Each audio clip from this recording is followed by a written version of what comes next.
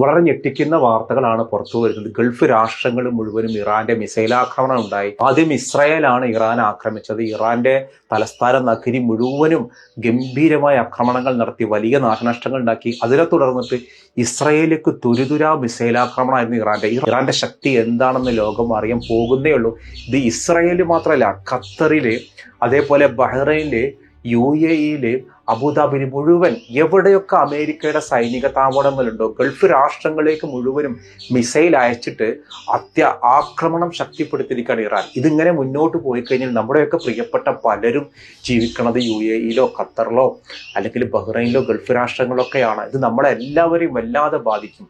ഒരു കാരണവും ഇല്ലാതെയാണ് ഇറാനെതിരെ ഇസ്രായേൽ ആക്രമണം നടത്തിയത്. ഇതിന് കുറച്ച് ദിവസങ്ങളായിട്ട് യുദ്ധത്തിനുള്ള എല്ലാ ഒരുക്കൂട്ടങ്ങളും അമേരിക്കയും ഇസ്രായേലും നടത്തുന്നുണ്ട്. ഇറാൻ ഒരു കാര്യം പറഞ്ഞുള്ളൂ, സാമ്പത്തിക ഉപരോധം പിൻവലിക്കണം, എന്നിട്ടാവാൻ ചർച്ച. അപ്പോൾ ലിബിയയിലും അതേപോലെ ഇറാഖിലും വെനിസ്വലയിലും മറ്റു രാജ്യങ്ങളിലൊക്കെ ഭരണകൂടത്തെ തകർത്തതുപോലെ ഇറാന്റെ ഭരണകൂടത്തെ തകർക്കണം. അതാണ് അമേരിക്കയുടെ ആവശ്യം. അതിനുവേണ്ടി അമേരിക്ക എന്തും ചെയ്യും. മൂന്ന് രീതിയിലാണ് യുദ്ധം ഉള്ളത്. ഒന്ന് പറഞ്ഞിട്ടുള്ളത്, യുദ്ധം നടത്തുന്ന ഇസ്രായേൽ സൈന്യം ഒരാഴ്ച കൊണ്ട് യുദ്ധം അവസാനിപ്പിക്കണം. രണ്ടാമത്തേത്, ഇറാനിന്റെ മുഴുവൻ കാര്യങ്ങളും തകർത്ത് കളയണം. ഇറാൻ എന്നൊരു രാജ്യത്തിന്റെ ഭരണകൂടം ഇനി ഉണ്ടാകാൻ പാടില്ല. ഈ രീതിയിലൊക്കെ ഡിമാൻഡ് വെച്ചിട്ടാണ് ഇസ്രായേൽ ആക്രമണം നടത്തിയത് അമേരിക്കയുടെ ആശീർവാദത്തോടെ. അമേരിക്കയുടെ സൈനിക വാഹനത്തിന് നേരെ വരെ ഇറാന്റെ ആക്രമണം ഉണ്ടായി. ഇറാന്റെ മിസൈലുകൾ തടുക്കാനൊന്നും ഇസ്രായേലിന് കഴിയില്ല. ഇതിപ്പോ ഫലത്തിൽ എന്താ വരച്ചത്, ഗൾഫ് രാഷ്ട്രങ്ങൾ മുഴുവനും യുദ്ധഭീഷണിയിലായി. ഗൾഫ് രാജ്യങ്ങളിലേക്ക് മുഴുവനും ആക്രമണം ഉണ്ടായി. ഇനിയിപ്പോൾ ഖത്തറാണെങ്കിലും UAE ആണെങ്കിലും അബുദാബി ആണെങ്കിലും ബഹ്റൈൻ ആണെങ്കിലും ഏത് രാജ്യങ്ങളും സ്വന്തമായിട്ട് നിലനിൽപ്പില്ലല്ലോ. ഇവർക്ക് മുഴുവനും അമേരിക്കയുടെ പിന്തുണ വേണം. അമേരിക്കയെ പിന്തുണക്കുന്ന ഗൾഫ് രാഷ്ട്രങ്ങൾ ഏതാണോ അതിനെ തകർക്കുന്ന ഇറാന് പറയണത് മാത്രമല്ല, ഇറാൻ കാണിക്കുകയാണ്. ലോകത്തിന്റെ മുൻപിൽ ഇറാന്റെ ശക്തി എന്താണെന്ന് കാണിക്കാൻ പോണേ ഉള്ളൂ. അയത്തുല്ലാഹ് ഖുമൈനി പറഞ്ഞൊരു കാര്യം, ഇനി ലോകം എന്താണെന്ന് അറിയുന്നു ഇറാന്റെ ശക്തി എന്നുള്ളതാണ്. എങ്ങനെയെങ്കിലും അയത്തുല്ലാഹ് ഖുമൈനെ തകർക്കുന്ന ട്രംപ് പറയണത്. ഏതാണെങ്കിലും നമ്മളൊരു പക്ഷം മറുപക്ഷം ഇവിടെ യുദ്ധത്തിൽ ജയവും തോൽവിയൊന്നുമില്ല. യുദ്ധം കൊണ്ടുണ്ടാവുന്ന തോൽവി മാത്രമാണ്. എണ്ണയുടെ വില കൂടും, എല്ലാത്തിലും നമ്മൾ ബുദ്ധിമുട്ടും. ഇന്ത്യയുടെ സൗഹൃദ രാജ്യമാണ് ഇറാൻ, ഇന്ത്യയുടെ സൗഹൃദ രാജ്യം. പക്ഷേ ഇറാൻ ഒരു മുസ്ലിം രാഷ്ട്രമാണെന്ന് കരുതി ഇറാൻ തോൽക്കണമെന്നും ഇറാൻ തകരണമെന്നും ആഗ്രഹിക്കുന്ന കോടിക്കണക്കിന് ആളുകൾ ഇന്ത്യയിലുണ്ട്. അതാണ് ഏറ്റവും വിരോധാഭാസം.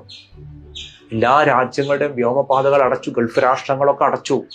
ഇതൊരു വലിയ ഗൗരവം. നമ്മൾ പ്രാർത്ഥിക്കേണ്ടത് യുദ്ധം അവസാനിക്കാനാണ്. നമ്മുടെയൊക്കെ പ്രിയപ്പെട്ട ആളുകൾ പ്രവാസികളായിട്ടുണ്ട്. പല ഗൾഫുകാരും വിളിക്കാണ്, വലിയ സൗണ്ട് കേൾക്കുന്നുണ്ട്, എന്താ സംഗതി എന്നുള്ളത്. ഇറാന്റെ ബോംബാക്രമണമാണ്. ഖത്തർ പറഞ്ഞത്, ഞങ്ങൾ ഇറാന്റെ മിസൈൽ തകർത്തു.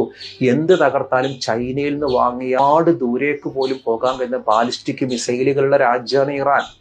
ഇറാൻ എന്നൊരു രാജ്യം മുഴുവനായിട്ട് മുസ്ലിം രാജ്യമൊന്നുമല്ല. അവിടെ 75% ഷിയാക്കളുണ്ട്, പിന്നെ സുന്നികളുണ്ട്, അതേപോലെ ജൂതരുണ്ട്, ക്രിസ്ത്യാനികളുണ്ട്, വേറെ ഒരുപാട് മതങ്ങളൊക്കെ ഉള്ള ഒരു രാജ്യമാണ്. പക്ഷേ ഇപ്പോ ഇറാനില് ഒരു കൂട്ടം ഇറാനിയൻ ആളുകൾ തന്നെ ഇറാനെ തകർക്കാൻ കൂട്ടുനിൽക്കുന്നുണ്ട്. അവർക്ക് വേണ്ടത് അമേരിക്കൻ അനുകൂല ഒരു ഭരണകൂടം അവിടെ വരിക എന്നുള്ളതാണ്. മുമ്പ് ഇറാനിൽ എന്ന് പറഞ്ഞാൽ പാശ്ചാത്യ രാജ്യങ്ങളേതുപോലെയുള്ള പാശ്ചാത്യ വേഷങ്ങൾ ധരിച്ച ഒരു രാജ്യമായിരുന്നു. അവിടെ ഇപ്പോൾ ഒരു ഇസ്ലാമിക ഒരു കോൺസെപ്റ്റോ ഇസ്ലാമിക തിയറിയോ ഉണ്ട്. അതില്ലാതാവണം. എന്നിട്ട് തോന്നിയതുപോലെ മദ്യമൊഴുക്കാനും തോന്നിയതുപോലെ നടക്കാനും കഴിയുന്ന ഒരു രാജ്യമായിട്ട് മാറ്റണം. ഇതിനാണ് ശ്രമം. എന്തായാലും നമ്മൾ പ്രാർത്ഥിക്കുക, യുദ്ധം കൊണ്ട് ഗുണങ്ങളൊന്നും ഉണ്ടാവില്ല. ഇതുകൊണ്ട് അമേരിക്ക ഉദ്ദേശിക്കണം എന്താണെന്നറിയോ, എങ്ങനെയെങ്കിലും അയത്തുല്ലാഹ് ഖുമൈനിയെ താഴെ ഇറക്കുക, അയാളെ ഇല്ലാതാക്കാം. മുമ്പൊരിക്കൽ കഴിഞ്ഞ കുറച്ച് മാസങ്ങൾക്ക് മുൻപാണ് ഇസ്രായേലും ഇറാനും തമ്മിൽ യുദ്ധം നടന്നത്. അതിൽ ഇസ്രായേൽ തോറ്റമ്പി.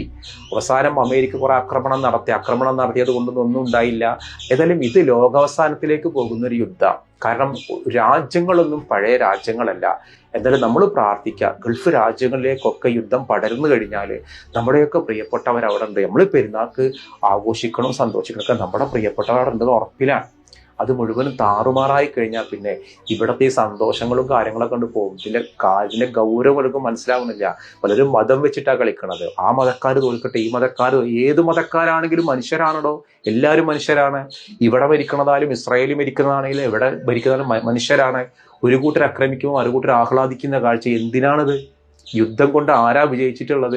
നഷ്ടങ്ങളുടെയും ലാഭങ്ങളുടെയും കണക്ക് നോക്കാനത് ബിസിനസ് അല്ല, ചേർക്കുന്ന ബിസിനസ്, ആയുധ ബിസിനസ്. എന്തായാലും നമ്മൾ നന്നായിട്ട് പ്രാർത്ഥിക്കുക.